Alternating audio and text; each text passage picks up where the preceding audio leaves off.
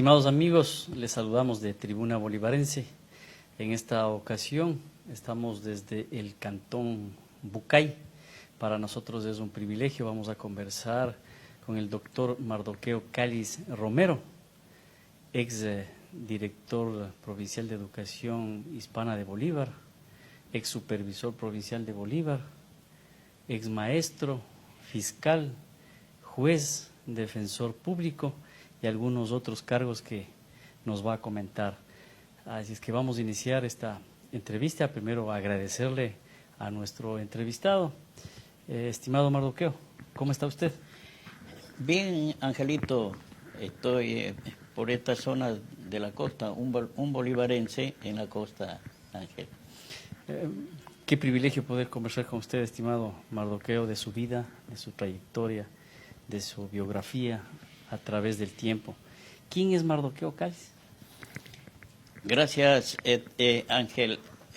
Yo le voy a manifestar que el doctor Mardoqueo Cáliz es un ciudadano bolivarense de orígenes humildes.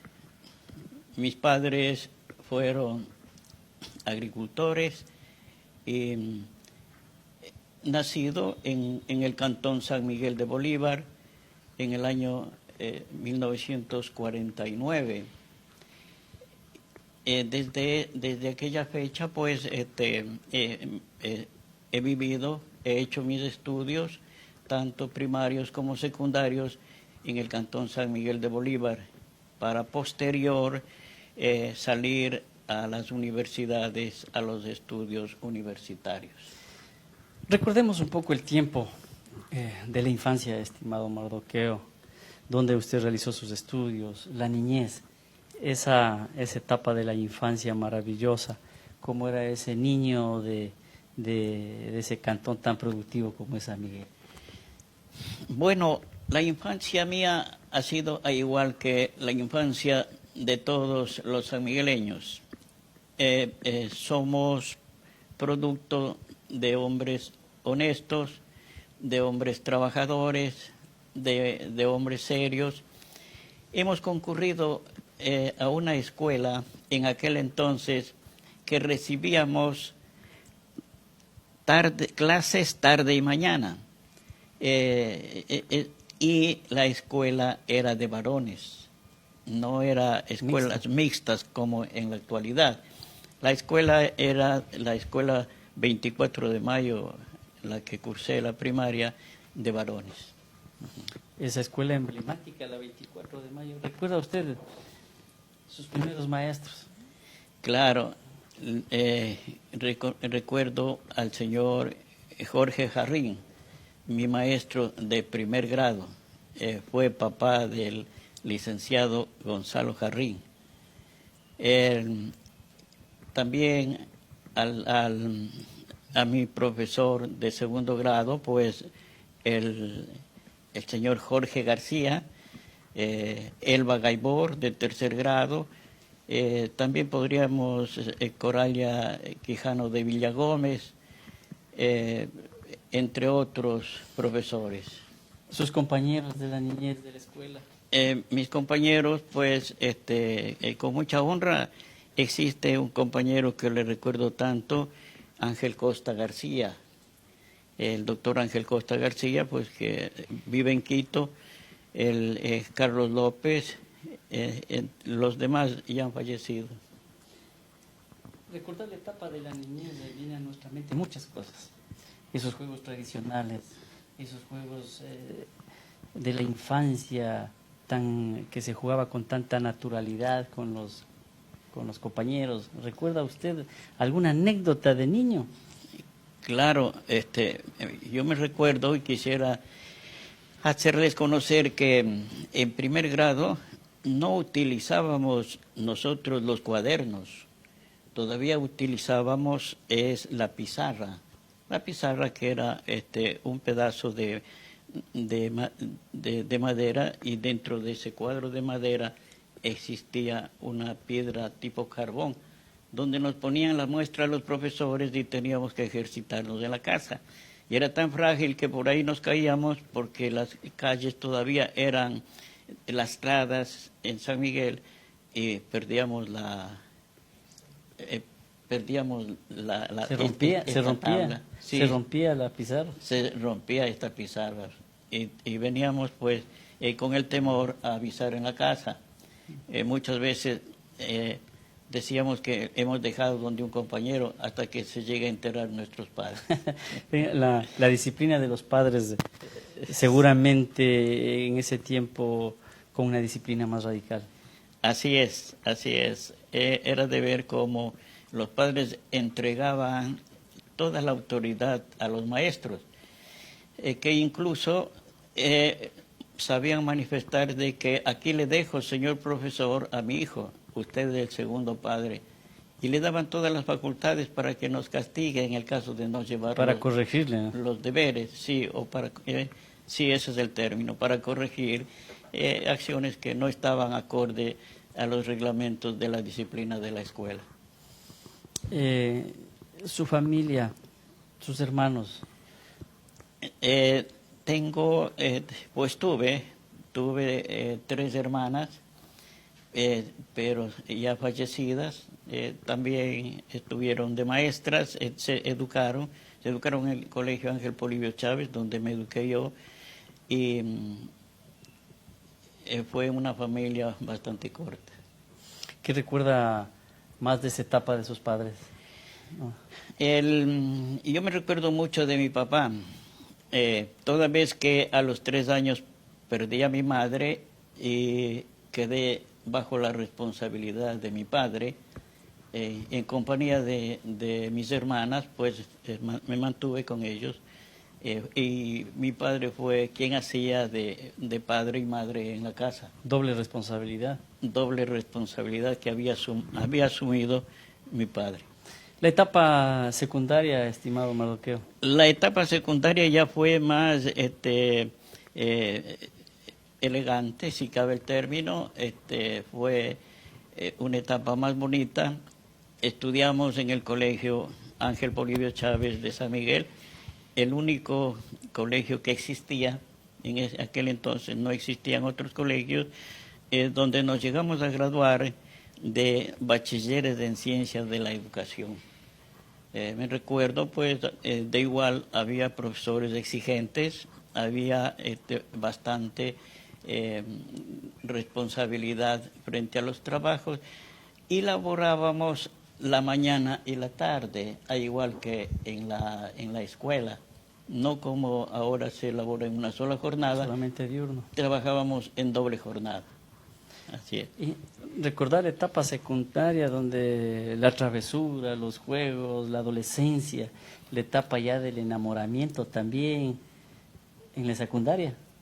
Claro, es interesante porque en nuestro tiempo, en cuanto a enamorarnos, teníamos que saber redactar. Cartas. Redactar exactamente para transcribirle o traducir los sentimientos en una carta, porque no teníamos los celulares, no teníamos otro medio del teléfono para comunicarnos, ¿no? La única forma de comunicarnos era mediante cartas. Y bueno, y la redacción y la ortografía debía ir sin ninguna falta ortográfica.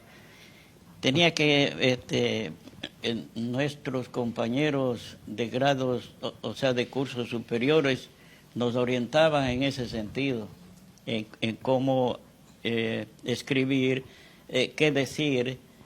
Quizás fueron los primeros asesores en esta área sentimental.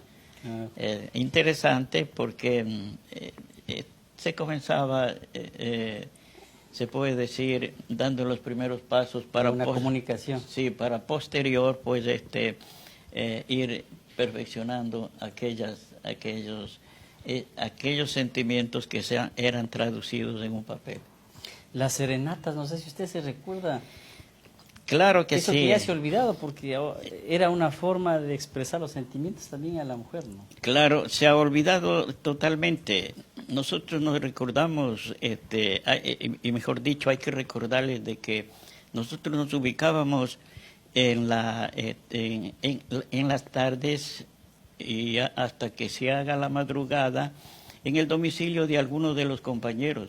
Pero previamente teníamos que hablar con gente que sabía cantar, contratar y Tocar guitarra. Exacto, tocar guitarra y muchas veces pagarles para que nos den dando una serenata que consistía en 3 canciones. A veces con suerte abría la ventana y nos saludaba con la mano, ¿no? Con la mano tras de la ventana, porque tenían prohibido por los padres muy reservado salir al balcón. No, eso era un logro. Y en la actualidad, y en el peor de los casos no salía, pero al siguiente día sí, de alguna forma, de alguna manera, al siguiente día hacía saber de que sí hemos estado ahí. Así es. ¿Qué le motivó a seguir la profesión de abogado? Que luego de eso usted ya se traslada a estudiar Derecho, Jurisprudencia. Así es, Angelito, usted recordará, y usted como abogado sabe, que el hombre está regido por leyes desde el ser humano, ¿no? Desde antes de nacer hasta después de morir. Frente a esa necesidad de conocer las leyes que rigen al hombre, al ser humano, antes de nacer hasta después de morir, está regido por todas esas leyes, surgió la necesidad de estudiar el derecho para descubrir las obligaciones y los derechos, aunque redunde, que tiene ese ser humano. La etapa universitaria. La etapa universitaria es interesante, muy interesante. Estudié en la universidad, mi primer título que obtuve en la universidad fue el título de licenciado en Ciencias Sociales y Políticas. ¿Eso fue en la Universidad de Guayaquil? En la Universidad Estatal de Guayaquil. Posterior obtuve el cargo, el título de abogado de los juzgados y tribunales de la República en la misma universidad. Con eso ya empecé a trabajar, pero podríamos decir que eso no fue suficiente. En el ejercicio profesional encontrábamos algunas falencias, algunos vacíos, y me obligó a que continuara los estudios con un posgrado que lo realicé en la ciudad de Quito, en la Universidad Internacional del Ecuador, y después pues iba perfeccionando hasta obtener varios títulos. El mejor de ellos pues es el título, no diría el mejor, no, el último adquirido, es el de magíster en Derecho Penal y Criminología. Soy especializado en criminología, tengo una especialidad también en criminología y justicia indígena, así como en derecho familiar. Ya, es decir, al haber poseo 2 títulos de 4º nivel y 5 títulos de 3er nivel. Mejor, rectifico, tengo 2 títulos de 3er nivel y 5 títulos de 4º nivel en los actuales momentos. ¿Le ha gustado permanentemente actualizarse, estar pendiente del estudio? Sí, el ejercicio de la profesión, al igual que el trabajo que uno se ha desempeñado en los diferentes estados que es donde se ha llegado, o cargos que se ha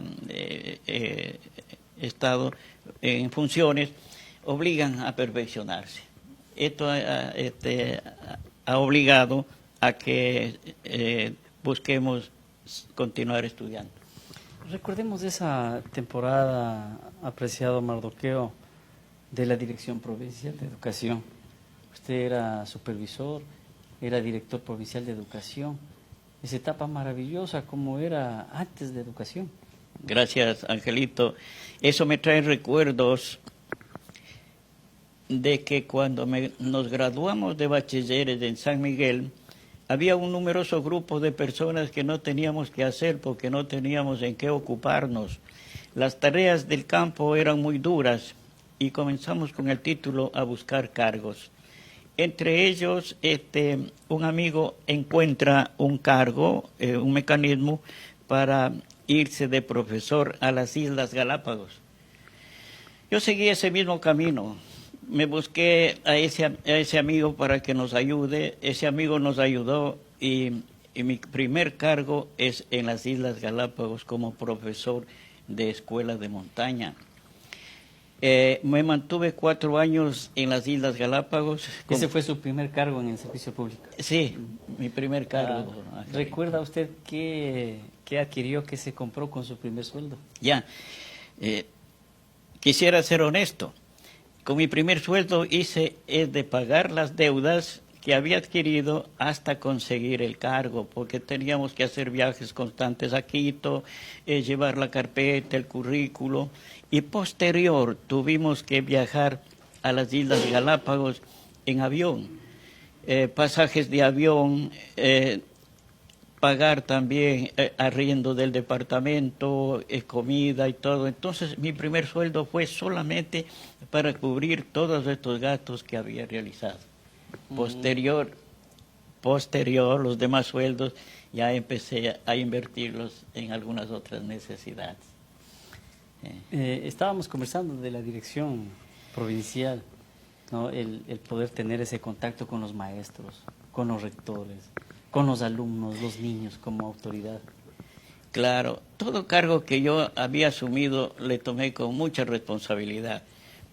Después de volver de Galápagos, ingresé a mi querida provincia Bolívar, a un sector montañoso de aquí de Chillanes, llamado Torreloma. Ahí trabajé en compañía de mi esposa, trabajábamos en esa escuela. Posterior también trabajé en el Cantón Chillanes, en una escuela completa y en una academia. En ese estado de cosas, pues, hubo la oportunidad de llegar a la supervisión de educación en cuanto a un programa nuevo de alfabetización. Trabajamos en alfabetización un largo tiempo para luego ingresar a la supervisión regular. Ingresamos a la supervisión regular y las circunstancias del momento y en la dedicación puesta en la responsabilidad del cargo que teníamos hizo que llegara a ser jefe de supervisores. Un honor muy grande. Se entiende que un supervisor es un hombre muy capaz, un hombre muy inteligente que tiene que orientar a los maestros. Entonces, ¿recuerda ahí algunos supervisores de ese tiempo? Claro. Yo me acuerdo del supervisor Cicerón Salazar, otro supervisor Bolívar Ballesteros, de grata recordación, todos ellos, muchos otros supervisores que trabajaron juntamente conmigo. Posterior a ser jefe de supervisores, las circunstancias del momento asimismo hizo que llegue a la primera, se puede decir, dignidad educativa de la provincia. Una satisfacción enorme donde se representa a la educación hispana de Bolívar, primera autoridad educativa de una provincia. Es de mucho honor y mucha honra haber llegado a ese lugar. Claro, me recuerdo una experiencia bastante notable cuando el director llegaba a un establecimiento educativo, sea del sector rural o del sector urbano, pero era un privilegio que llegue el director de educación. Claro, solamente que llegue el supervisor. En algunas escuelas hacían fiesta, pues los padres de familia se hacían presentes con sus gallinitas, con sus cosas para dar de comer al supervisor. Se sentían muy felices, hacían fiesta y se comía bien.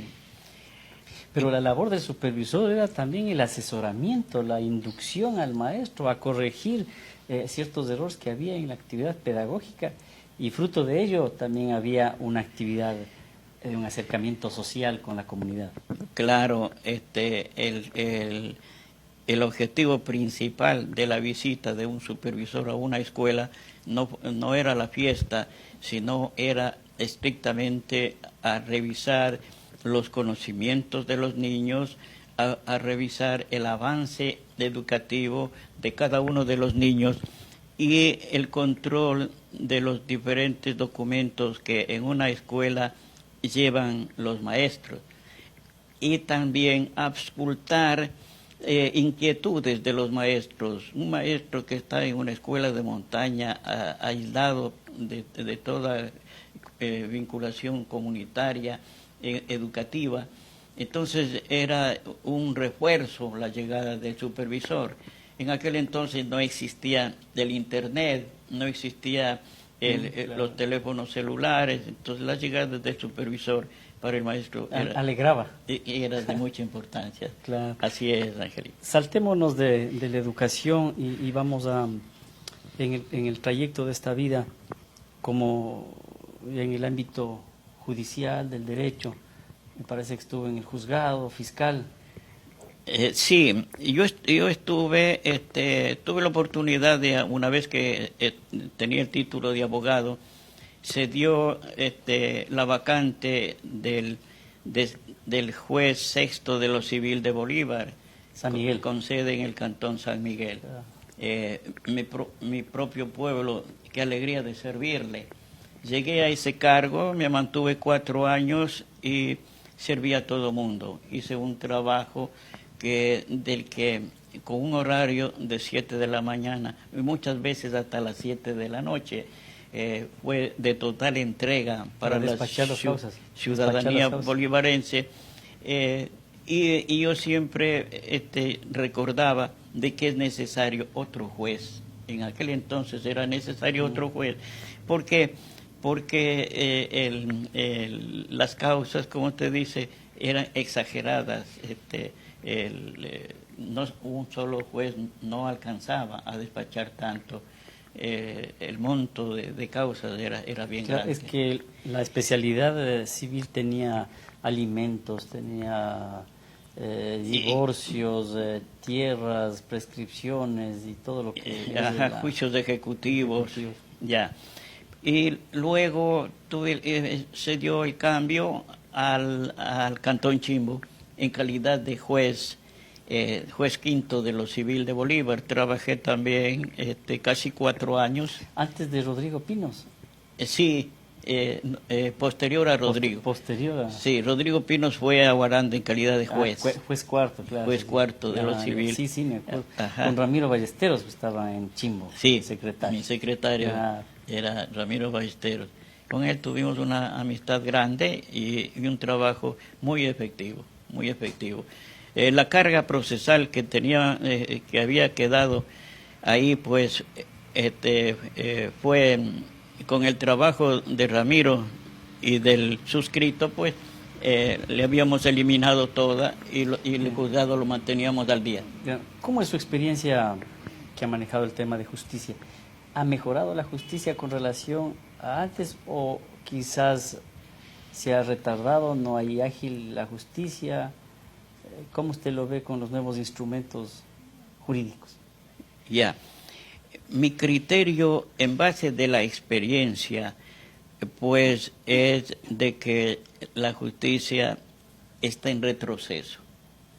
Yo se lo dije al Consejo de la Judicatura, integrado por Paulo Rodríguez, Tania Arias y Yávar. Yo se lo dije de que aquí faltan juzgados.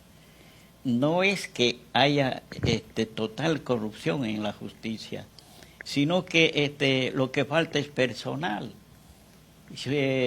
Jueces con una carga procesal que no camina en la actualidad deben darse cuenta de que los problemas han aumentado.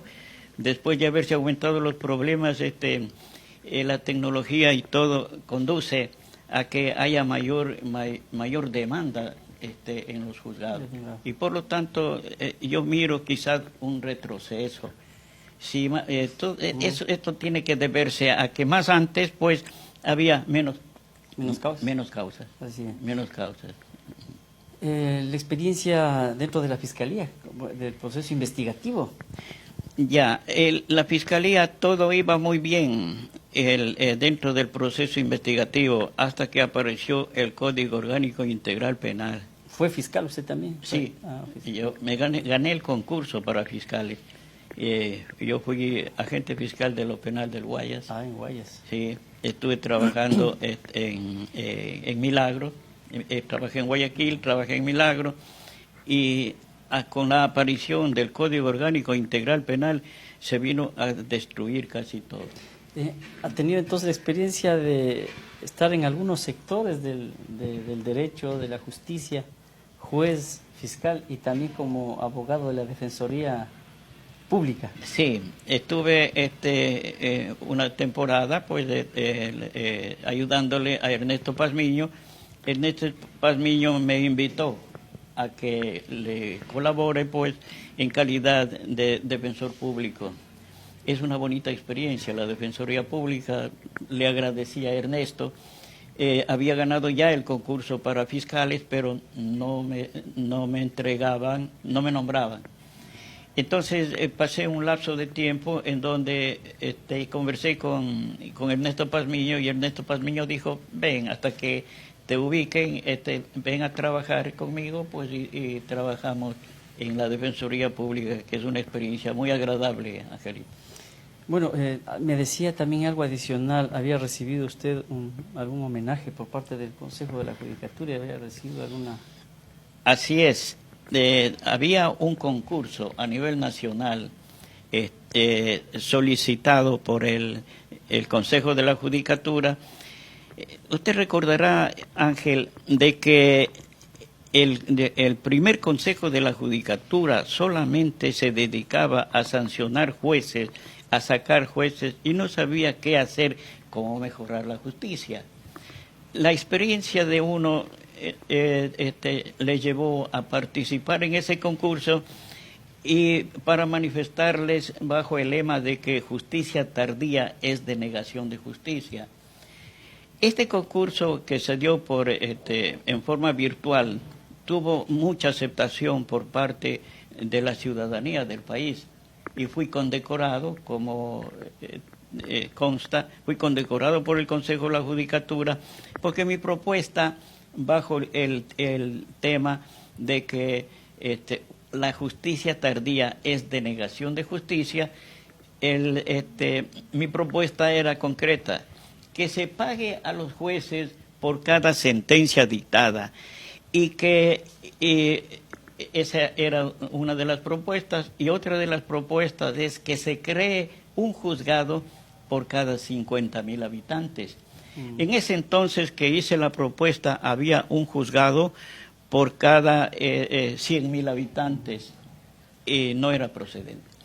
Tuvo gran aceptación, de esta propuesta que en la actualidad ya hay esos juzgados.